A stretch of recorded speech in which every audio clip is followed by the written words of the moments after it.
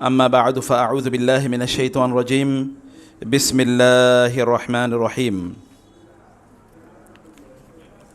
ولا تكونوا كالذين نسوا الله فأنساهم أنفسهم أولئك هم الفاسقون لا يستوي أصحاب النار وأصحاب الجنة أصحاب الجنة هم الفائزون لو أنزلنا هذا القرآن على جبل لرأيته خاشعا متصدعا من خشية الله وتلك الأمثال نضربها للناس لعلهم يتفكرون وقال سبحانه وتعالى ولا تهنوا ولا تحزنوا وأنتم الأعلون إن كنتم مؤمنين আল্লাহ সুবহানাহু ওয়া তাআলা শুকর আদায় করছি তিনি আমাদেরকে জুমার সালাতের জন্য আজকে মসজিদে এই দুর্যোগপূর্ণ আবহাওয়ার মধ্যেও সমবেত হওয়ার তৌফিক দান করেছেন আলহামদুলিল্লাহ।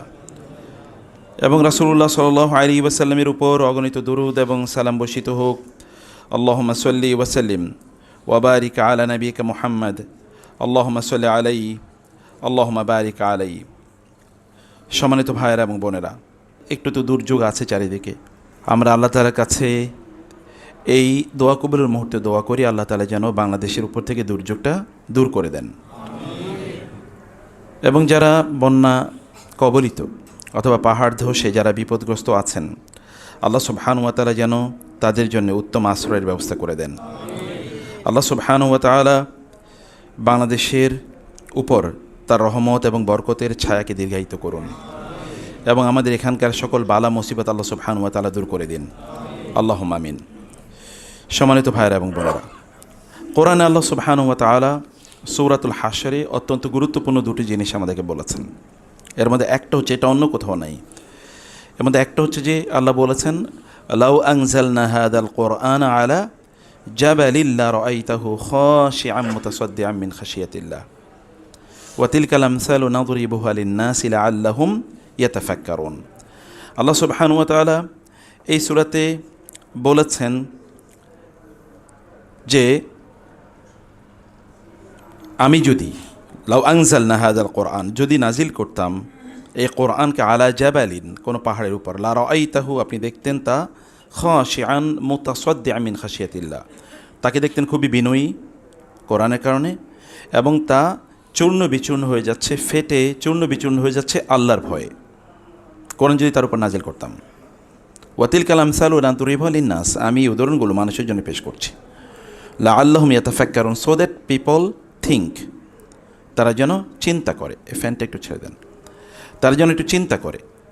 আল্লাহ সুবহানাহু ওয়া তাআলা বলছেন মানুষ যেন চিন্তা করে, সেই উদ্দেশ্যে আমি এই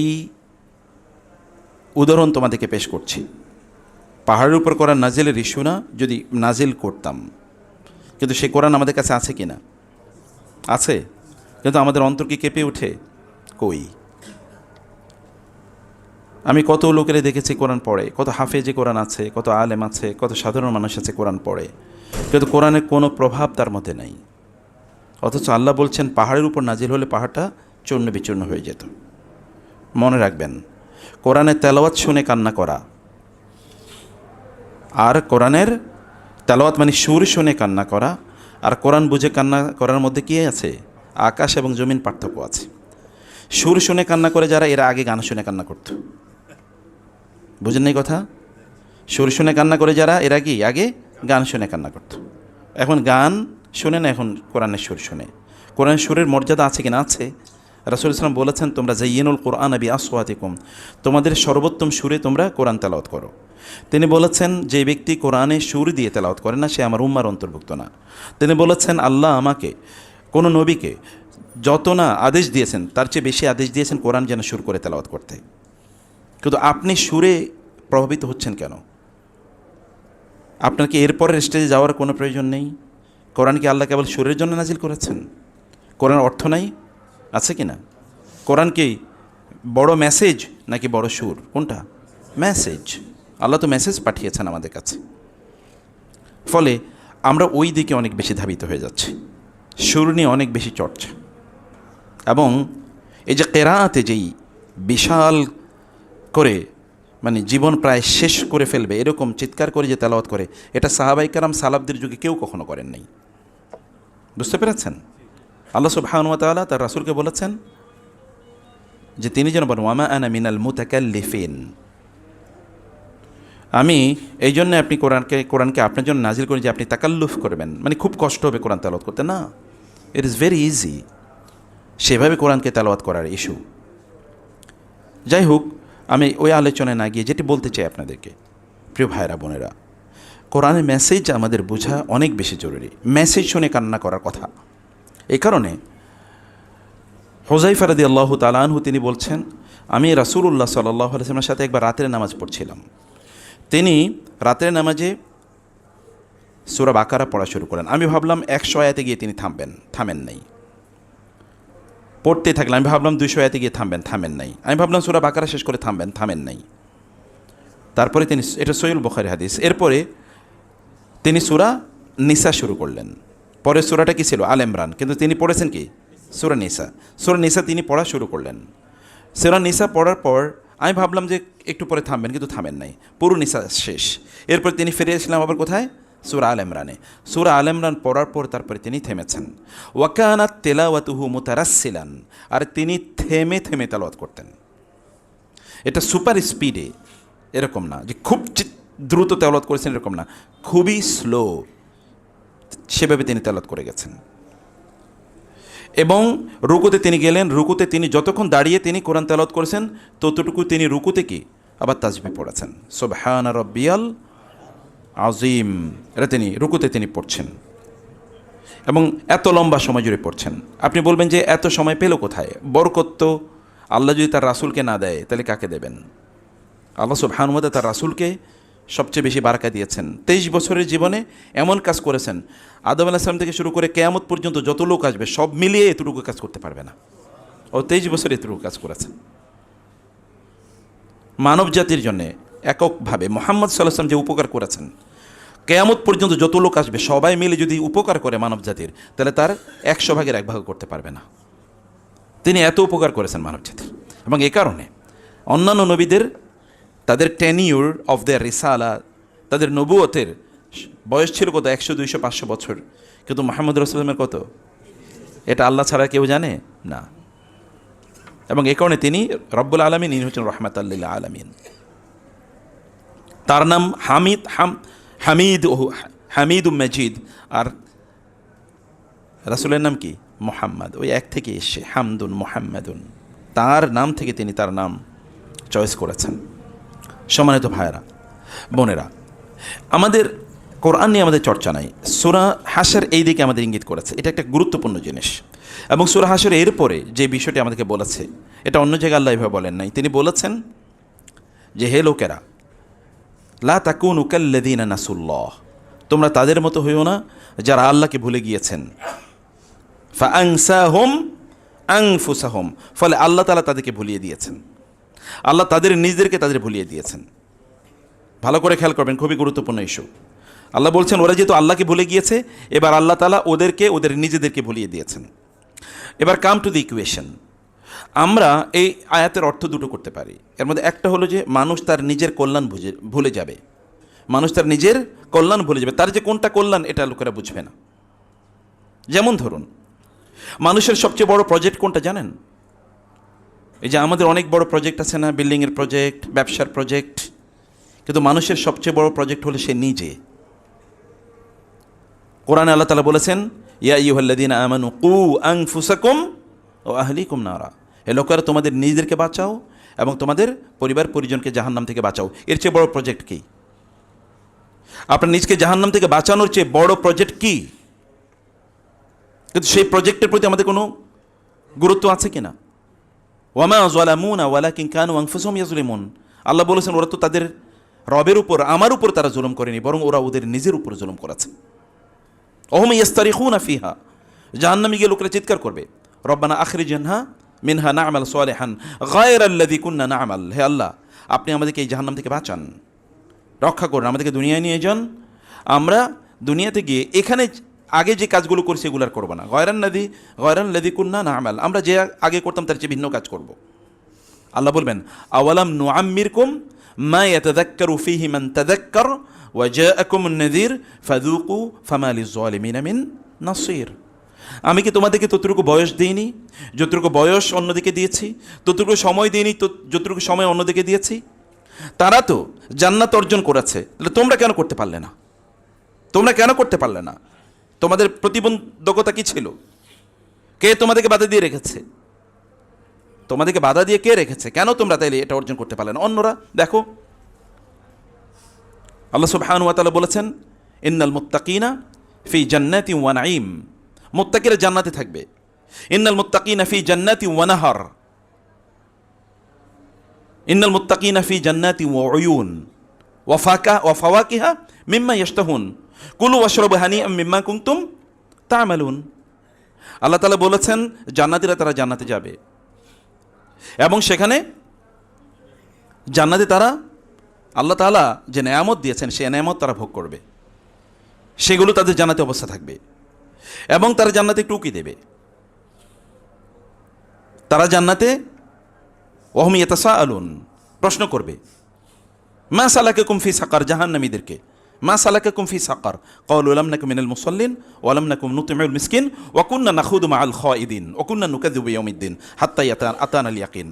আমরা খাউদের মধ্যে লিপ্ত ছিলাম। খাউদ মানে হচ্ছে অপ্রয়োজনীয় জিনিস নিয়ে আমরা ব্যস্ত ছিলাম। আমরা জানতাম না আমাদের আলটিমেট, বুঝতে পারিনি আমাদের আলটিমেট মিশন, ভিশন বা প্রজেক্ট কী ছিল, আমরা ভুলে গেছি।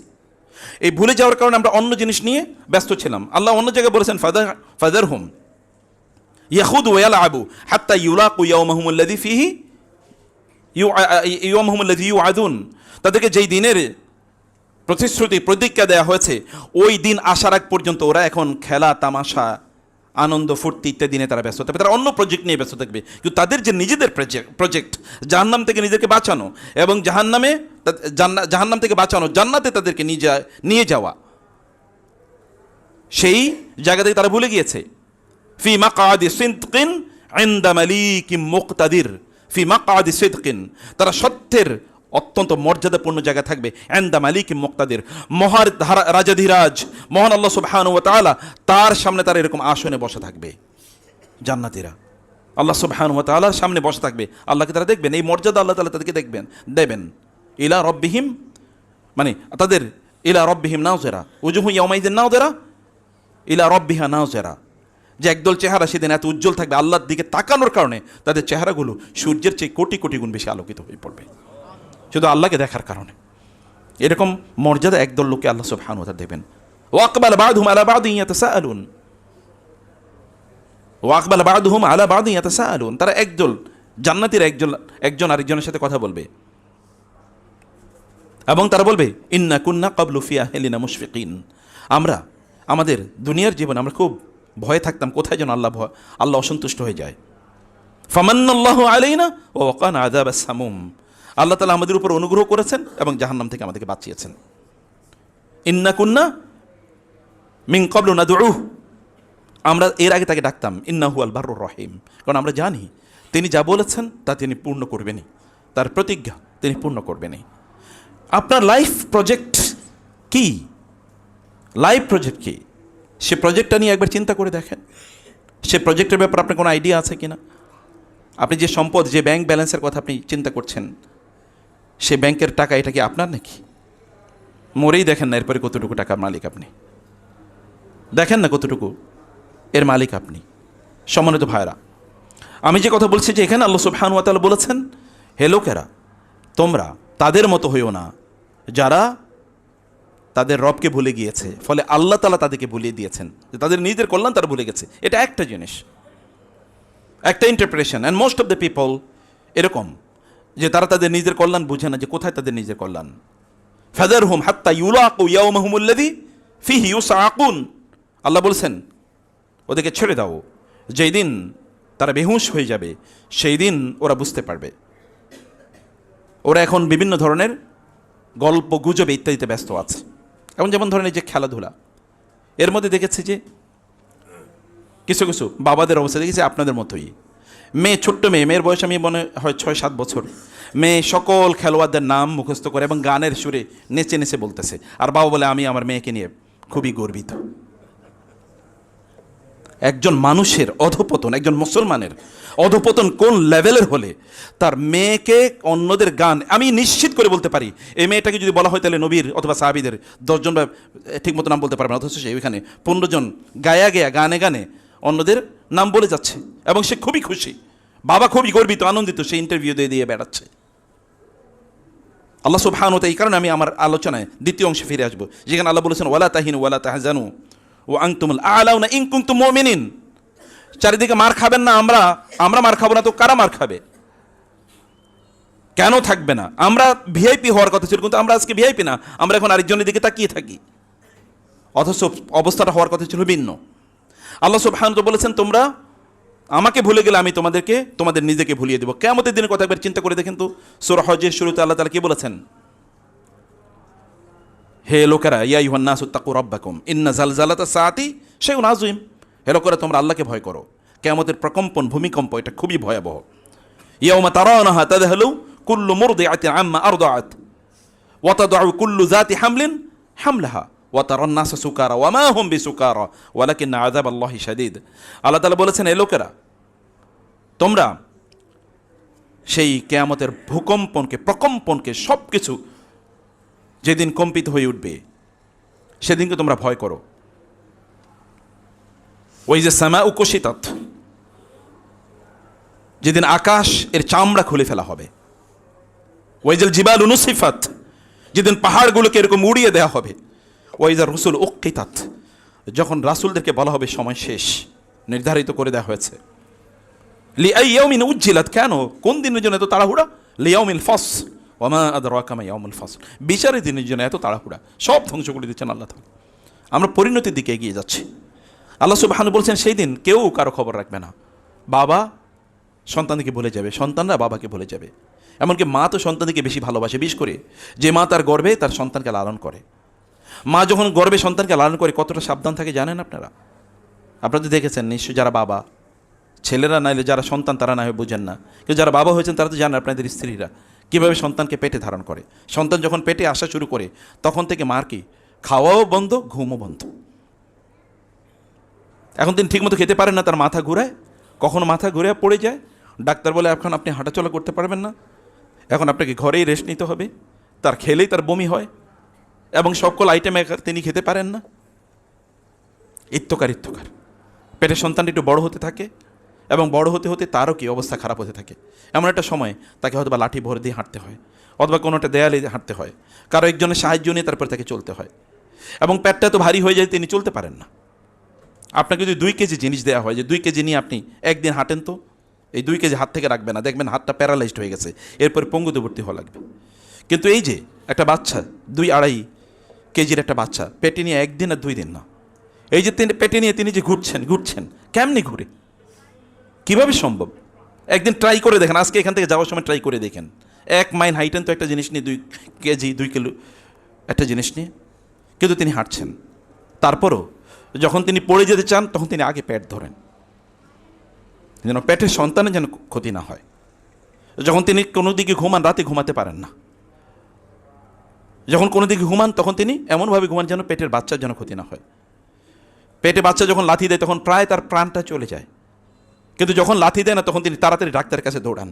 আমার কি হলো, আমার পেটের বাচ্চারা কেন নড়তেছে না, কি হয়েছে, আমার বাচ্চারা কেন নড়তেছে না? এইভাবে তিনি তার সময়গুলো কাটান। যদি কোথাও একটু আঘাত পান তাহলে তিনি আগে তার পেটে ধরেন, হায় আঘাত পাইছে পেটে, কিন্তু পেট নিয়ে তার চিন্তা না, এখানে ফুটো হয়ে গেছে, কিন্তু পেটের সন্তানের কোনো ক্ষতি হয়েছে কিনা এটা নিয়ে তিনি ভাবেন। এরকম একজন মা, সেই মা সে কিয়ামতের দিন সন্তানকে ভুলে যাবে। তাযহালু কুল্লু মুরদিআতিন আম্মা আরদাআত, তিনি ভুলে যাবেন কি তিনি জন্ম দিয়েছেন, যাকে জন্ম দিয়েছেন, জন্ম এই ভূমিষ্ঠ সন্তান, যাকে এতদিন প্রায় 10 মাসের কাছাকাছি তিনি পেটে লালন করেছেন, তার কথা তিনি ভুলে যাবেন। ওয়া তাদাউ কুল্লু যাতি হামলিন হামলাহা, যেই মা তার পেটের সন্তানের যেন একটু কোনো ক্ষতি না হয় এই জন্য তিনি সদা সর্বদা তিনি ব্যস্ত থাকতেন। সেই মার সন্তান তিনি পেট থেকে বের করে ফেলে দেবেন, তার দিকে তিনি নজরও দেবেন না। সেদিন আল্লাহ সবাইকে ভুলিয়ে দেবেন, কেউ কারো কথা সেদিন মনে রাখবে না। তোমরা এরকম হইও না, যদি আজকে তোমরা আমাকে ভুলে যাও তাহলে ওই দিন তোমাদেরকে আমি ভুলিয়ে দেবো, যে তোমরা একজন আরেকজনের ভুলে যাবা। ওয়া তাকাত্তাআত বিহিমুল আসবাব, সেই দিন তোমাদের কোনো সম্পর্ক কোনো কাজে লাগবে না। প্রত্যেকেরই যে সম্পর্ক যেগুলো বলছো এগুলো সব ছিন্ন বিচ্ছিন্ন হয়ে যাবে সেই দিন। প্রিয় ভাইরা, এটা আরেকটা কথা, এবং আমি এই জায়গায় আসতে চাই না, বরং এর চেয়ে আরও গুরুত্বপূর্ণ একটা অর্থ আছে। কোরআনে আল্লাহ সুবহানাহু ওয়া তাআলা এই যে নফস ফাআনসাহুম আনফুসাহুম, আল্লাহ বলেছেন যে আল্লাহ তাআলা তাদের নফসকে তাদের ভুলিয়ে যাবেন। কোরআন প্রায় 300 জায়গার উপরে নফস শব্দটা এসেছে। কোরআনে কখনো আল্লাহ তাআলা তার নিজের ব্যাপার বলেছেন, ওয়া ইউহাযযিরুকুমুল্লাহু নাফসাহু, আল্লাহ তার নিজকে নফস হিসেবে উল্লেখ করেছেন, তার নিজকে। নফস মানে হচ্ছে বিবেক, নফস মানে হচ্ছে আত্মমর্যাদা। নফস মানে কি? আত্মমর্যাদা। যদি তোমরা আল্লাহকে ভুলে যাও তাহলে তোমাদের যে আত্মমর্যাদা আসে মুসলিম হিসাবে, এটা আমি তোমাদের কাছ থেকে তুলে নিয়ে যাব। বুঝলেন? এখন এই সময় আইসা, এই 2026 সালে এই বিশ্বকাপের সময় এটা আমার কাছে আরো বেশি স্পষ্ট হয়ে পড়ছে। যখন আমি দেখি মুসলিম সন্তানরা তারা অমকের নামে, অমক কেন জিতলো না কারণ ওরা আত্মহত্যা করে, অমকে কেন জিতলো না এই কারণে সে মারামারি করে, ঝগড়া বিবাদ করে, অমকে কেন জিতলো এই খুশিতে সে মদ খায় এবং এটাকে সে সেলিব্রেট করে। আমাদের ট্যাক্সের দেয়া টাকার, যাদের শিক্ষকদের বেতন দেওয়া হয়, যাদের বিল্ডিং বানানো হয়, ওরা সারাটা রাত জুড়ে এই মাতলামি করতে থাকে, অথচ আমাদের টাকা দিয়ে ওদেরকে পড়ানো হয়। আমি নিজেও পড়েছি সেখানে, 12 টাকা বেতন, 20 টাকা বেতন, ইউনিভার্সিটিতে পড়েছি। অথচ এটা যদি আমি কোনো প্রাইভেট বিশ্ববিদ্যালয়ে পড়তাম তাহলে আমাকে 30-40 লাখ টাকা দেওয়া লাগতো। অথচ আমাদের টাকা দিয়ে পড়ছে, কিন্তু ওরা সারাটা রাত জুড়ে ওখানে মাতালের মতো করে এগুলো দেখে। এর যদি না আসতো আমাদের চোখের সামনে, তাহলে এই আয়াতের মর্ম আমি এত ভালো করে বুঝতে পারতাম না। আল্লাহ বলেছেন ফাআনসাহুম আনফুসাহুম, আল্লাহ ওদের নিজেদের যে আত্মমর্যাদা আছে না, এই আত্মমর্যাদা আল্লাহ তাআলা ভুলিয়ে দেবেন। আপনি গোটা পৃথিবী জুড়ে এখন মুসলমানদের সংকট একটাই, তাদের আত্মমর্যাদা নেই। যে আপনি মুসলিম হিসাবে আপনি বলতে পারেন না যে আমি মুসলিম, এ কথা বলার মতো এতটুকু আইডেন্টিটি অথবা নিজেকে এতটুকু মর্যাদাপূর্ণ নিজেকে মনে করা, এতটুকু আমাদের মাথায় নাই। আমরা এগুলো ভাবছিও না, আমরা এগুলো চিন্তাও করছি না। ইসলাম আমাদের মর্যাদার প্রতীক এখন আর নাই। বরং এখন দেখবেন যে লোকদের অবস্থা হচ্ছে এরকম যে একদল লোক তাদের নিজেদেরকে তারা এখন মানব ধর্মের অনুসারী বলে তারা দাবি করে। আপনাদেরই সন্তান, ধর্ম আবার কি, সব ধর্মই তো ভালো, মানব ধর্ম তারা অনুসরণ করে, তাদের একটাই। আপনি সাহাবায়ে কেরাম রাদিয়াল্লাহু তাআলা আনহুম, এখনকার আমরা আমাদের বাচ্চারা স্ট্যাটাস খোঁজে, কত বড় বিল্ডিংয়ের মালিক, কত বড় গাড়ির মালিক, কত বড় ফ্যাক্টরির মালিক, অথবা কোন ইউনিভার্সিটিতে পড়ছে, কোন ডিগ্রি নিয়েছে, কোথায় সে বড় চাকরি করে, তার পোস্ট পজিশন কি, এগুলো এখন আমাদের এবং আমাদের বাচ্চাদের প্রতীক। আপনাদেরও একই চিন্তা, আপনাদেরও চিন্তার লেভেলটা ওই জায়গায় গিয়ে দাঁড়িয়েছে। কিন্তু ইসলাম নিয়ে আমাদের কারোই গর্ব করার অথবা ইসলাম নিয়ে আমাদের অহংকার করার বা ইসলাম যে আমার আইডেন্টিটি, এটা আমি বিয়ারই করি না, অথবা এটা আমি এক্সপ্রেসই করি না, এটা আমি চিন্তাও করি না, এটা নিয়ে আমি ভাবিও না। এরকম একটা জায়গায় গিয়ে এখন আমাদের অবস্থা দাঁড়িয়েছে। আমরা এমন সাহাবায়ে কেরাম রাদিয়াল্লাহুর কথা একবার চিন্তা করে দেখেন। আপনি এবার আসুন উহুদের যুদ্ধের কথা একবার। আল্লাহ তাআলা বললেন ওয়ালা তাহিনু ওয়ালা তাহজানু, উহুদের যুদ্ধের অবস্থা একবার চিন্তা করে দেখেন। সূরা আলে ইমরান পড়তে হবে এই কারণে আপনাদেরকে। আল্লাহ সুবহানাহু ওয়া তাআলা বদরের যুদ্ধে প্রেক্ষাপট চিন্তা করে দেখেন। বদরের যুদ্ধে বিশাল বিজয়, কিন্তু ঠিক এরপর উহুদের যুদ্ধে একটা বিশাল ডিজাস্টার লেভেলটা কি? আল্লাহ সুবহানাহু ওয়া তাআলা মুসলমানকে বিশাল পরীক্ষা করলেন। পরীক্ষা এমন, আল্লাহ রাসূল সাল্লাল্লাহু আলাইহি ওয়াসাল্লাম তিনি আহত হয়েছেন। 3টা জায়গায় তিনি আহত হয়েছেন। একটা হচ্ছে তার মাথায় যে হেলমেট ছিল, হেলমেটের যে লোহার যে শিক ছিল, এটা তার চোয়ালের মধ্যে ঢুকে গেছে। তার দাঁত মোবারক শহীদ হয়েছে, প্রচুর পরিমাণ রক্তক্ষরণ হয়েছে। রাসূল সাল্লাল্লাহু তিনি মারা গেছেন, এর চারিদিকে ছড়িয়ে পড়েছে। আল্লাহ তাআলা ধমক দিয়ে বললেন ওমা মুহাম্মাদুন ইল্লা রাসূল কদ খালাত মিন ক্বাবলিহি রুসুল আফা ইম্মাতা আও কুতিলান কালাবতুম আলা আকাবিকুম ওয়া মান ইয়ানকালিব আলা আকিবাইহি ফালান ইয়াদুররাল্লাহা শাইআ ওয়া সায়াজজিল্লাহু শাকিরিন। আল্লাহ তাআলা বললেন মুহাম্মদ সাল্লাল্লাহু আলাইহি ওয়াসাল্লাম তিনি একজন নবী, তার পূর্বে এরকম বহু নবী এসেছে। তিনি যদি মারা যান অথবা তিনি যদি যুদ্ধের ময়দানে নিহত হন, তাহলে কি তোমরা তোমাদের আগের ধর্মে ফিরে যাবা? তোমরা কি আগের মতো আবার সেই কাফের মুশরিক মূর্তি পূজক হয়ে যাবা? তোমাদের দিন তো কেবলমাত্র মুহাম্মদ সাল্লাল্লাহু আলাইহি ওয়াসাল্লামের উপর নির্ভরশীল না, তার মৃত্যু অথবা তার জীবনের উপর নির্ভরশীল না। তিনি যদি নাও থাকেন তাহলে তোমাদের ইসলাম থাকবে। তার কাজ হচ্ছে কেবল ওমা আলাইনা ইল্লাল বালাগ ওমা আলাইকা ইল্লাল বালাগ, আপনার কাজ হচ্ছে কেবল দায়িত্ব পৌঁছে দাও। লাস্তা আলাইহিম বিমুসাইতির, আপনাকে আমি দারোগা হিসেবে পাঠাই নাই। আপনার কাজ হলো কেবল ইয়া আইয়ুহান নাবিয়্যু বাল্লিগ মা উনজিলা ইলাইকা মির রাব্বিক ফাইন লাম তাফআল ফামা বাল্লাগতা বিরিসালাতি ওয়াল্লাহু ইয়াসুমুকা মিনান নাস। তার দায়িত্ব কেবল পৌঁছে দেয়া, কিন্তু আমাদের দায়িত্ব হচ্ছে তাকে অনুসরণ করা। তিনি যদি নাও থাকেন তাইলে আমাদেরকে যেমন তিনি এখন নাই, তার মানে কি আমরা এখন কাফের হয়ে যাব? সাহাবায়ে কেরামদেরকে আল্লাহ বললেন ধমক দিয়ে, তিনি যদি নাও থাকেন তাহলে কি তোমরা তোমাদের পূর্বে ধর্মে ফিরে যাবে? তা তো না, তোমাদের সম্পর্ক হচ্ছে মুহাম্মদ সাল্লাল্লাহু আলাইহি ওয়াসাল্লামের মাধ্যমে আল্লাহর সাথে। তোমাদের আইডেন্টিটি একটাই, তোমাদের ইসলাম আইডেন্টিটি। রাসূল সাল্লামের পরিস্থিতি এরকম, তিনি আহত, এবং ওইখানে যে ঘটনা ঘটেছে সেখানে মূলত কয়েকজন সাহাবীকে রাসূল সাল্লাল্লাহু আলাইহি ওয়াসাল্লাম বললেন ওই জাবালুর রুমাত, অর্থাৎ ওই যে ইয়ের পাহাড়টাতে, তীরন্দাজদের পাহাড় যেন তারা থাকে, এবং রাসূল সাল্লাল্লাহু আলাইহি ওয়াসাল্লাম তাকে বলে দিয়েছেন তারা কি করবে, কিন্তু তারা এর মধ্যে ভুল করে ফেলেছে। ভুল করার পরে সেখানে 70 জন সাহাবী শাহাদাত বরণ করেছেন, একজন এবং দুইজন না। এর মধ্যে একজন সাহাবী ছিল, তার নাম ছিল আমর ইবনে জামুহ। শুনুন আমাদের আত্মমর্যাদাটা কোথায়।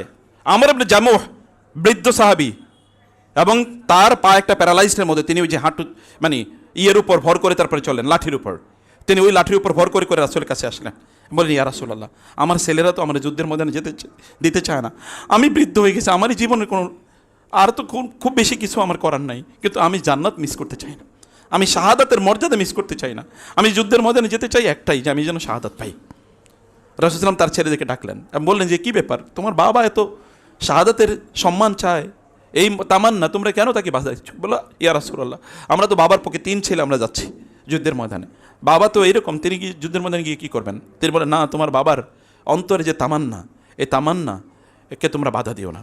তিনি তাকে অনুমতি দিলেন, তার ছেলেদেরকে বুঝালেন, তাকে অনুমতি দিলেন, তিনি যুদ্ধের ময়দানে গেলেন। যুদ্ধ শেষ 70 জন সাহাবী শাহাদাত বরণ করেছেন। রাসূল তারে খুঁজতেছেন, আমর ইবনে জামুহ কই, বৃদ্ধ, এবং এক জায়গায় তাকে পাওয়া গেল। রাসূল সেখানে গিয়ে বললেন, আমি এইমাত্র দেখতে পেলাম জান্নাতে ওই রকম ওই লাঠির উপর ভর করে করে সে জান্নাতে হাঁটতেছে, আমি দেখছি। মর্যাদার সাহাবায়ে কেরাম কোথায় খুঁজতেন? উহুদের যুদ্ধে রাসূল নিজেই বলেছেন আমরা মদিনার ভিতরে থেকে, কারণ অলরেডি কাফেররা মদিনার কাছাকাছি চলে এসেছে, আমরা বাইরে গিয়ে যুদ্ধ করতে পারবো না। রাসূলুল্লাহ সাল্লাল্লাহু আলাইহি সাল্লাম একথা বলছিলেন, সিনিয়র সাহাবীদেরও কথা একই, কিন্তু যারা জুনিয়র সাহাবী, জুনিয়ররা ভালো করে শুনেন, জুনিয়র সাহাবী যারা যুদ্ধের ময়দানে যেতে পারে নাই, বদরে যেতে পারে নাই, তারা রাসূলুল্লাহ সাল্লাল্লাহু আলাইহি ওয়াসাল্লামকে বললেন যে ইয়া রাসূলুল্লাহ, আমরা বাইরে গিয়ে যুদ্ধ করতে চাই, কারণ আমরা যখন বাইরে যুদ্ধ করব এর মাধ্যমে আমরা ওদেরকে দেখাবো যে আমাদের শক্তিমত্তা কি। আমরা ভিতরে থেকে যুদ্ধ করলে ওরা মনে করবো আমরা দুর্বল হয়ে গেছে, তখন ওরা আরও বেশি আক্রমণ করার চেষ্টা করবে। আমরা তো দুর্বল না, ইয়াংদের কথা চিন্তা করে আমরা তো দুর্বল না, আমরা কেন ওদেরকে আমাদের দুর্বলতা প্রকাশ করব? আমরা বাইরে গিয়ে যুদ্ধ করব। রাসূলুল্লাহ সাল্লাল্লাহু আলাইহি ওয়াসাল্লাম তাদের কথা অনুপ্রাণিত হলেন, বাইরে গিয়ে যুদ্ধ করেন। এই সাহাবীদের, এই যে যারা ইয়াং জুনিয়র যারা আছেন, তাদের কথা রাসূল সাল্লাল্লাহু আলাইহি ওয়াসাল্লাম উদ্বুদ্ধ হয়ে এরপরে তিনি বাইরে গেলেন তাদেরকে নিয়ে যুদ্ধ করার জন্য, এবং যুদ্ধ হলো। যুদ্ধের ময়দানে এত বড় একটা ডিজাস্টার হয়েছে। ডিজাস্টার পর রাসূল সাল্লাল্লাহু আলাইহি ওয়াসাল্লাম চাচা সেখানে শাহাদাত বরণ করেছেন, 70 জন সিনিয়র সাহাবী এরা সেখানে শাহাদাত বরণ করেছেন। কিন্তু এরপরে মুসলমানদের অবস্থা কেমন হওয়ার কথা ছিল? এদের অবস্থা কেমন হওয়ার কথা ছিল? মন খুবই খারাপ। আল্লাহ তাআলা বলেছে ওয়ালা তাহিনু ওয়ালা তাহজানু ওয়া আনতুম লা আলাউনা ইন কুনতুম মুমিনিন। টেনশন করার কোনো কারণ নাই। 70 জন যুদ্ধের ময়দানে মারা গেছে, কি হয়েছে? 70,000 70 লাখও যদি মারা যায় তাতেই কিছু যায় আসে না। তোমরা যদি কেবল ঈমানদার হও তাহলে এই পৃথিবীতে তোমরাই বিজয়ী শক্তি হিসেবে থাকবা। অস্তিত্ব প্রায় শেষ, এরকম একটা অবস্থায় তোমরাই বিজয়ী থাকবা যদি তোমরা কি, যদি তুমি ইন কুনতুম মুমিন, যদি তোমরা মুমিন হয়ে থাকো। ওয়ালা তাহিনু ওয়ালা তাহজানু, ওয়ালা তাহিনু ওয়াহানুন, হাদিসে শব্দটি এসছে, কোরআনে অনেক জায়গায় ওয়াহানুন শব্দটি এসছে। ওয়াহানুন মানে হচ্ছে যেমন এমন একটা, ধরেন ওয়াহান মানে হচ্ছে একটা, ফর এক্সাম্পল একটি পাখি, এই পাখি এমন কোন একটা জিনিস খেয়ে ফেলেছে, বিষধর কোন একটা সাপ, খাবার খাওয়ার কারণে সে এতটা দুর্বল হয়ে পড়েছে যে এখন আর সে চলতে পারে না, হাঁটতেও পারে না, উঠতেও পারে না, হাঁটতেও পারে না, উঠতেও পারে না। এই যে অবস্থাটা, তার ডানাগুলো যখন সে একটু উড়াতে যায় তখন সে এরকম পড়ে যায়। এই যে ঝাপটা দিতে পারছে না ডানা দিয়ে, অথবা সে উঠতে পারছে না, এই যে অবস্থাটা, এই অবস্থাটাকে কোরআনে বলা হয় ওয়াহান। এটা শারীরিক, কিন্তু একটা মনস্তাত্ত্বিক দিকও আছে। যখন আমরা মনের দিক থেকে প্রচণ্ড দুর্বল, আমি মনে করি আমার টাকা নাই, আমি মনে করি আমি ওই ইউনিভার্সিটিতে পড়তে পারলাম না, আমি মনে করি আমার ওই ডিগ্রি নাই, আমি মনে করি আমি এত বড় চাকরি করতে পারলাম না, আমি মনে করি সোশ্যাল মিডিয়াতে আমার ফলোয়ার, ফেসবুকে আমার ফলোয়ার সংখ্যা কম, ইউটিউবে আমার কম লোক ফলো করে। এই কারণে মনের মধ্যে যে একটা ইনফেরিয়রিটি, এই কারণে আমি কোনো উদ্যম পাই না, কোনো উদ্যোগ পাই না, আমি কোনো কিছু পাই না। যেমন বাংলাদেশে দেখবেন ইয়াং পোলা, তারা যদি ইয়াং ছেলেমেয়েরা তারা যদি একটা ভালো চাকরি না পায়, তাহলে ও এখন মদ এবং জুয়ার মধ্যে আসক্ত হয়ে যায়। কেন একটা চাকরি পাইলাম না, আমার কি হইলো, আমি কেন পাইলাম না, অন্যরা পাইলো কেন আমি পেলাম না? তার মধ্যে হতাশা তখন তাকে গ্রিপ করে, তখন তাকে মাদক অথবা অন্য জিনিসের প্রতি সে আসক্ত হয়ে যায়। একটা ছেলে একটা দেশে, মুসলিম দেশে 30-32 বছর পর্যন্ত চাকরির জন্য চেষ্টা করে, এই অথর্ব জাতি দিয়ে কেমনে উম্মাহ টিকবে বলেন? এই অথর্ব জাতি দিয়ে তাকে যদি 30-32 বছর পর্যন্ত তাকে একটা চাকরির জন্য দৌড়াদৌড়ি করা লাগে, তাহলে ও জীবন যাপন করবে কবে? ও তো জীবন পুরোটাই শেষ, আর বাকি যেটা ছিল তো বার্ধক্য। অতটুকু সময় তো তার কাজ করার অতটুকু এনার্জি আর থাকবে না। সম্মানিত ভাইরা, সম্মানিত বোনেরা, রাসূলুল্লাহ সাল্লাল্লাহু আলাইহি ওয়াসাল্লাম যে উম্মাকে তৈরি করেছেন, সাহাবায়ে কেরাম রাসূলের উপস্থিতিতে আল্লাহ বলেন তোমরা ওই রকম হয়ে যেও না, মানসিকভাবে তোমরা দমে পড়ো না। তাতে কি হয়েছে? 70 জন এখানে শাহাদাত বরণ করেছে, তাতে কি হয়েছে? তোমরা সেখানে ভুল করেছো, তাতে কি হয়েছে? তোমরা উঠে দাঁড়াও, রাইজ আপ এগেইন, তোমরা এগেইন আবার উঠে দাঁড়াও। ওয়াং তোমরা আলাউন, তোমরাই বিজয়ী হবা, তোমরা যদি ঈমান রাখো। আমাদের আজকে গোটা পৃথিবী জুড়ে একই অবস্থা, মুসলমানদের মধ্যে এখন ইনফেরিয়রিটি। আমার টাকা নাই, আমাদের শক্তি নাই, কি ওই যে কি বললেন এটাকে, মানে মিলিটারি পাওয়ার নাই, অস্ত্র নাই, আমাদের বিশাল বড় কোনো কি নাই, আমাদের বড় কোনো শক্তিশালী কোনো মানে রাষ্ট্র নাই, অথবা পৃথিবীর সবচেয়ে বড় বড় ব্যবসাগুলো আমরা নিয়ন্ত্রণ করছি না। এগুলো সবে আমাদের দরকার, কিন্তু এর আগে সর্বপ্রথম যেটা দরকার ছিল সেটা কি? ঈমান। সেই জায়গাটায় আগে মিসিং, বাকি দিয়ে হবে কি? অন্যদেরও আছে, তোমারও থাকবে, তাহলে হোয়াট ইজ দ্য ডিফারেন্স? এর মধ্যে পার্থক্য কি? আল্লাহ সুবহানাহু ওয়া তাআলা মুমিনদেরকে ওইখানে যে আল্লাহ সুবহানাহু ওয়া তাআলা ঈমানদারদেরকে এত বড় একটা বিপদের মুখে ঠেলে দিলেন, আল্লাহ সুবহানাহু ওয়া তাআলা একটা অবজেক্টিভ আছে, তার একটা লক্ষ্য আছে। সাহাবায়ে কেরাম রাদিয়াল্লাহু তাআলা আনহুম তাদের অবস্থা কি ছিল? আচ্ছা, মক্কায় যারা ইসলাম গ্রহণ করেছে তারা কারা? খুবাইব, খাব্বাব, বেলাল, আম্মার, এরা কারা? সমাজের সবচেয়ে নিগৃহীত লোকেরা তাদেরকে, অথবা সমাজের সবচেয়ে অধঃপতিত, যদি ওই অর্থনৈতিক দিক থেকে বলি, মানে তাদের কিছুই নাই অন্য দিক থেকে। এবং অন্যরা তাদেরকে লক্ষ্য করবে তো আনুমিনু কামা আমানা সুফাহা, এই নির্বুদ্ধের মতো করে আমরা ঈমান আনবো। যেমন আপনি আপনার আত্মীয় স্বজনদের মধ্যে কেউ যদি টাকা পয়সা ইনকাম না করতে পারে, ভালো চাকরি না করতে পারে, তাইলে আপনি তার বলবো তো নির্বোধ, স্টুপিড, অপদার্থ। ও যদি মদও খায়, জুয়ো খেলে, অথবা নারীদের নিয়ে হারাম কাজও করে, কিন্তু যদি টাকা ইনকাম করে ভালো চাকরি করে, তাহলে ও না খুবই ভালো, খুব ভালো। আর যদি আরেকটা ছেলে, তার যদি দিনদার, খুবই ভালো, তার মধ্যে চরিত্র আছে, আখলাক আছে, পয়সা অথবা কম ইনকাম করে, তারপর আপনি দেখবেন তার কোনো মর্যাদা নেই। এখন আমাদের সোশ্যাল মিডিয়াতে যার ফলোয়ার যত বেশি, সে তত বেশি সেলিব্রিটি। তার মধ্যে এলেম আছে কিনা, আমল আছে কিনা, এটা আমরা দেখি না।